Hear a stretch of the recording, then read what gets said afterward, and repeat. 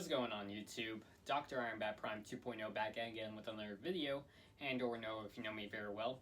And as you hit this video, this is basically a video to honor, director Joel Schumacher. Because at the point in time in videoing this, he sadly passed away at the age of 80, like a week ago at the point in time in videoing this.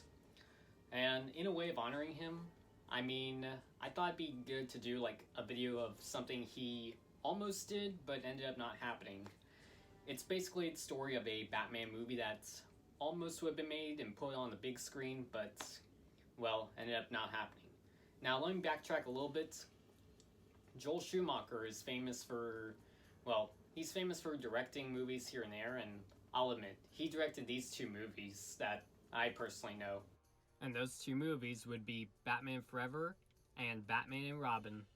And I'll admit, Batman Forever, I do own it on DVD and I'll watch it every now and then. And Batman and Robin, I'll admit, not the best Batman movie. Like, I'll be honest, those are Batman Forever and Batman and Robin. They are not the best when it comes to Batman movies, but hey, at least he brought joy to people's lives and at least he was able to create something entertaining. So for this video, I'm going to be talking about a movie that he did well in a way make, but ended up not happening on the big screen. So for this video, I'm going to be reading off, a movie that he made called Batman Triumphant and or Batman Unchained, which came out in the year 1999, which is the year I was born in, but again, ended up not happening on the big screen. And in a way, I just wanted to read off on this Batman story that he, in a way, he was planning, but ended up not happening. So, I'm doing this to honor you, Joel. Look, I'm doing this video to, in a way, honor you. And, this is the story of a Batman movie that almost would have been made, but sorry it didn't get put up on the big screen, because it would have saved the whole, Batman 89 to 1997 franchise. So I'm going into director's mode and, telling you guys the story of, the movie Batman Unchained and or, as I like to put, Batman, Triumphant. And here's the story. So first things first, on the casting. Apparently, this is what the casting would have been like. The casting would be George Clooney being Batman again, Chris O'Donnell as Robin, Alicia Silverstone as Batgirl, and Michael Gough as Alfred. I don't know if their costumes would be the same, or lose the nipples, or even new logos or something, but that would be the definition of the whole Bat family. And as for Alfred, probably being on that computer, or maybe we would see Michael reprise his role. It's hard to tell, but he will have returned as Alfred. But as for villains of the movie, it's down to 3 villains. Look at where that got Tobey Maguire in his 3rd Spider-Man movie, and Andrew Garfield in his 2nd Amazing Spider-Man movie. And 3 is just a lucky number to a lot of things, but besides movies. But as for the villains, here's what the 3 villains would be. One of the villains would be Scarecrow, but he would be played by Nicolas Cage. I'm not sure how I would feel if he was Scarecrow. I enjoy him as Big Daddy from the movie Kick-Ass, and I thought his voice as Spider-Man Noir from Spider-Man Into Spider-Verse was good, but seeing him as Scarecrow, let's face it, he already is a Scarecrow. Harley Quinn would be in the movie as well, but she would be played by either Madonna or Courtney Love. That's basically Harley Quinn. I don't know which one would be playing her if the movie was made, but it was down to those 2 actresses. And, if you're thinking, would she in a way be in a relationship with Joker? Answer, no. So, get that Game of Thrones crap out of your head. And also 50 Shades of Grey. So, no, there wouldn't be a relationship between her and Joker in any way or form or anything that happened between, like, well, before Joker died.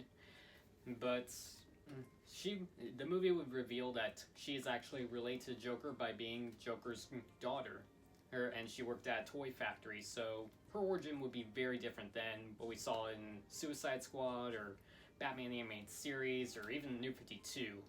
So, yeah, there's that for Harley. And, well, as for the other villain, that would go to Jack Nicholson being the Joker once again. Again, 3 had to be the lucky number, and seeing him as Joker, he's good, but I'm just not sure yet on how I would feel about that because, well, let's get down to the main story itself so I could explain you everything.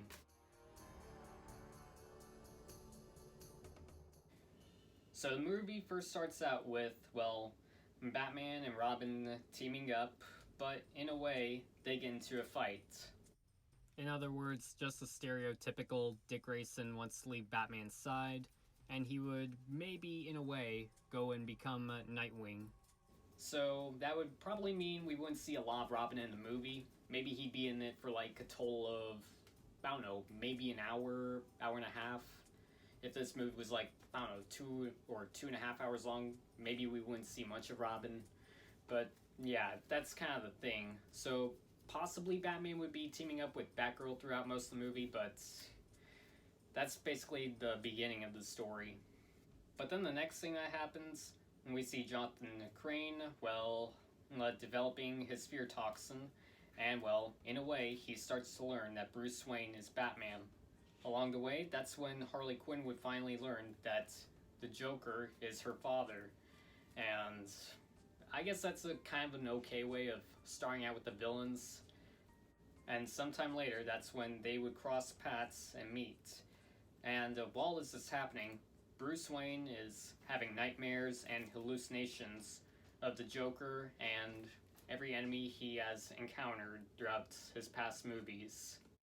Joker would basically be, well, a hallucination in Batman's head, much like the Arkham Knight video game, where Joker's basically messing with his mind, and, well, he might be dead, but there's still a part of him inside of Batman.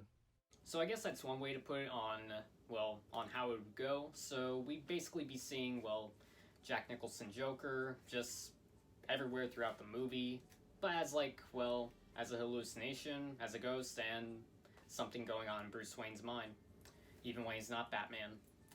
But that would be one of the main problems of the movie. Seeing him, well, hallucinate all, well, you know, Scarecrow sprays you with fear toxin.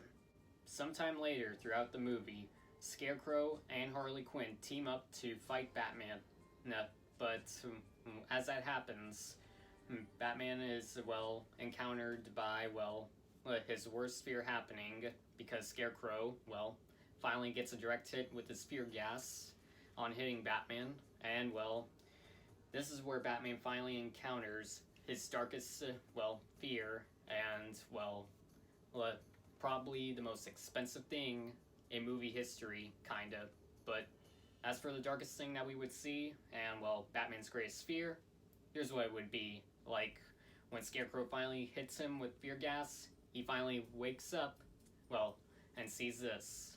Yes, we would see Scarecrow and Harley Quinn, but we would even see Jim Carrey reprise his role as Riddler, Tommy Lee Jones reprise his role as Two-Face, Danny DeVito as Penguin, Michelle Pfeiffer Catwoman, and yes, of course, Jack Nicholson as Joker again. And that would have been insane on so many levels to, like, see them all. I mean, I like some of them here and there on their characters, their costumes, and seeing them reprise their roles as villains. In other words, it would be that scene from Avengers Endgame, where we got to see so many characters, so many superheroes, and in a way, it would just be like the biggest scene of the movie and biggest part, and would cost like over $1 million. But yeah, that's kind of the most expensive thing for the movie. I mean, seeing them all reprise their roles as their characters, their villains. Yeah, it'd be Endgame all over again. Well, Endgame, like before Avengers Endgame came to the big screen. But again, it would be the most expensive thing in movie history, seeing them reprise their roles and all that. But yeah, Batman finally fights them all, but is beaten up very badly, while Harley and Scarecrow are attacking him. Well, are the main ones attacking him. Then Robin finally comes back in to help Batman. No, well, probably maybe as Nightwing or maybe in a different suit as Robin. But in a way, Robin finally comes back in the end. Well, near the end of the movie. And that's where Scarecrow and Harley Quinn are finally taken down and taken to Arkham Asylum. And here is the ending. By the end of the movie, Bruce Wayne is surrounded by bats and is in a way proving that he's no longer afraid and he's able to shy away against his fears and overcome everything that goes in his way. And then by the end of the movie, that's when the screen and everything just goes black. So yeah, that's the end of the movie. That's the whole story of Batman Triumphant. Sorry that this movie was never made on the big screen, and sorry it just never happened. Now, I'll admit, my whole thoughts on this whole thing, I'll admit, sure, this movie was never put on the big screen, but I'd give this whole idea itself a 6.5 out of 10.